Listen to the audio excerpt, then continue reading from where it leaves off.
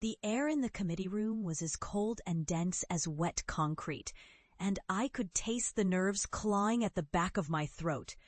3 professors sat behind a veneer desk, shuffling papers so quietly it drew my attention more than any words. I'd spent days preparing my portfolio, a collection of field recordings from the wildest corners of São Paulo, sketches for sound installations I could barely afford to dream about. The mixtape I'd made with a battered handheld recorder and a stack of borrowed software. This was supposed to be a formality, a quick defense, a handshake, a green light to move into the next stage. It ended up being the first time I felt the sting of real rejection. "Matheus," Professor Barros murmured, glasses perched low. "These are interesting, but we must ask, what's your end goal with this? Where do you see all this sound, experimentation going?" Their skepticism was plain, unspoken, but thick as the rain clouds in late March. I tried to explain how I believed every city, every neighborhood, every life had a song underneath, waiting for someone to dig it up. I told them how stumbling across the hum of Avenida Paulista in the morning, the churning of markets in Liberdade, the hush of Ibirapuera Park just before the world woke up. Each of these moments held music that could be more than just background. That with the right hands and heart, all these sounds could be woven into something entirely new. But halfway through my explanation, Professor Lucia began scribbling in the margin of my submission, lips puckered in academic disapproval. In the end, it wasn't even a debate. Professor Barros closed my file. "We're looking for more, quote, applicable proposals. This is too fantastical, Matheus. Sound designers, as such, are more practical than you seem to revel in." The others nodded. My throat tightened. But I managed to thank them. I stuffed my portfolio into my bag and stumbled down the hall. The silence of the university, punctuated by muffled voices in bright classrooms, seemed cruelly ironic. By the time I reached the street, everything felt heavier. My bag, my steps, my whole body. The city stretched out in front of me, indifferent and pulsing. I wandered home through the drizzle, replaying their voices in my mind until the rain soaked me through. At home, my mother barely looked up from her ironing. The TV glowed blue in our little kitchen. "How did it go?" she said, not quite expecting an answer. "They didn't like it, thought it was stupid." She let out a long, tired sigh, the sort that happens when all words have been used up. "You know your cousin Raphael has started his internship. Big company, steady job." I felt shame flare in my chest and twisted my lips into a smile. "Yeah, I know." My father, seated at the end of the table, grunted without looking up from his newspaper. "Maybe next time do something that makes sense," he muttered. "Something people want." I spent that night lying on my back, headphones pressed hard against my ears, listening to recordings I'd made months before.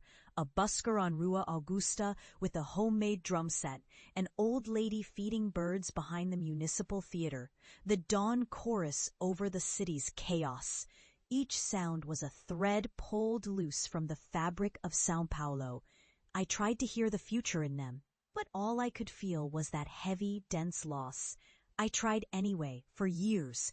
After university kicked me out, I took whatever gig I could, editing wedding videos, making radio jingles for a station nobody listened to, tuning sound for conferences that echoed through 2 bright auditoriums. The pay was abysmal, but I saved every cent for better microphones, extra cables, sometimes skipping meals to pay for studio time. My mother begged me to take government tests like my sister. My father, when he spoke to me at all, only asked whether I was still on that nonsense. Meals turned cold between us, and our conversations became as thin and tinny as a radio poorly tuned. Worse than the family, though, was the neighborhood. The old men at Mercado Municipal would nudge each other and say, "There goes Matheus." The sound guy, walking around with empty pockets and a head full of rain, before bursting into laughter. Even my best friend, Bernardo, who tried to defend me at first, gave up once he landed an admin job and dusted off his hands. Yet I moved through the city with a battered recorder glued to my palm, haunted not just by the city's music, but by my own fading hope. Some nights I'd park myself by the train tracks and record the midnight clatter, just to convince myself that all sound mattered, even pointless noise. I couldn't let go of the idea that there was meaning somewhere in the chaos, waiting for a patient enough ear. By 27, I fell into the rhythm of small hustles. I'd managed to trade up to a second-hand laptop and collect recordings the way other people collect scars. Still, success lived on the far side of the glass, visible but unreachable. I'd grown thin.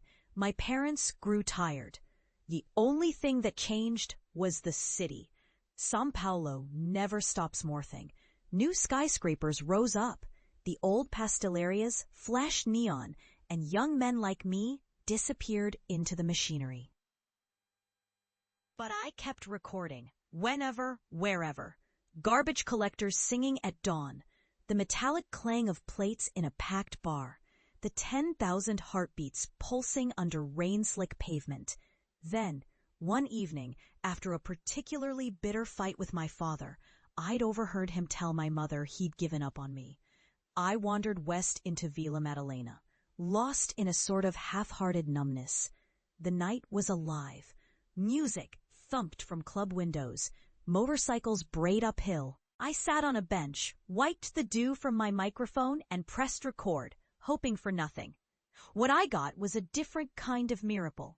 A street artist, Fatima, painted massive moonlit figures on a concrete wall, headphones on, painting in perfect time to invisible music. I lingered nearby. She caught me recording and grinned. "Você também escuta o que eu vejo?" she asked. We talked for hours about sound and color, the shape of movement, the hush behind noise. For the first time in what felt like years, someone saw the world like I did. She invited me to record an installation she was planning. Her paintings would be animated by projections, layered with soundscapes from the city. It was a small cafe, a makeshift crowd, students, passers-by, a journalist from a local arts blog. We set up battered speakers, layered tracks of rain, bird calls, distant sirens beneath her swirling visuals. When the projection flickered to life and my São Paulo sizzled over the crowd, I watched faces light up in wonder. A few people wept. The journalist scribbled madly. That one night changed everything, not with a bang, but a murmur. The blog post made the rounds in the little world of São Paulo's underground art scene. Sound as Story, it was called. Invitations followed. More installations, collaborations with musicians, filmmakers, architects. Suddenly, my useless archive of city sounds became valuable. One day, a famous director, Carolina Prado, reached out. She was making a film, a sprawling, mosaic-like story of São Paulo, and wanted its sound to feel as alive and unpredictable as the city itself. She asked if I could do it. I dropped my coffee down my shirt in shock. "Your city sounds. It's the city's heartbeat," she said over the phone, her voice smoky, intense. "Most films just use effects. I want the truth. I want São Paulo to sing, scream, and cry on screen. Do you still capture those moments? Can you make the city breathe?" "I could," I told her. "I could." The project was a miracle. Months of wandering every street, recording everything from trolley bells to fights in alleyways. Working with a real team for the first time in my life. Editors, musicians, field recordists. They were smart and kind, and for once I wasn't the oddity in the room. Carolina wanted my recordings. Yes, but she wanted more. Build me faces from voices. Make me highways from footsteps. I don't just want the sound of São Paulo, I want its memory. I threw every last drop of myself into it.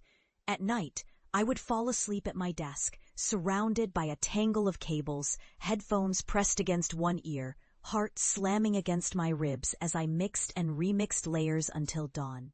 Sometimes I lost days, even weeks, just tracing a single elusive moment, a market warming in the morning, a secret breath of silence before a sudden rainstorm. When the film was finally finished and the sound mix locked, I sat quietly in the back of the theater during a private screening. The city that had rejected me now filled the room, pulsing and alive. For 90 minutes, São Paulo was not an indifferent monster, but a living, breathing being, beautiful and chaotic and sharp as firecrackers.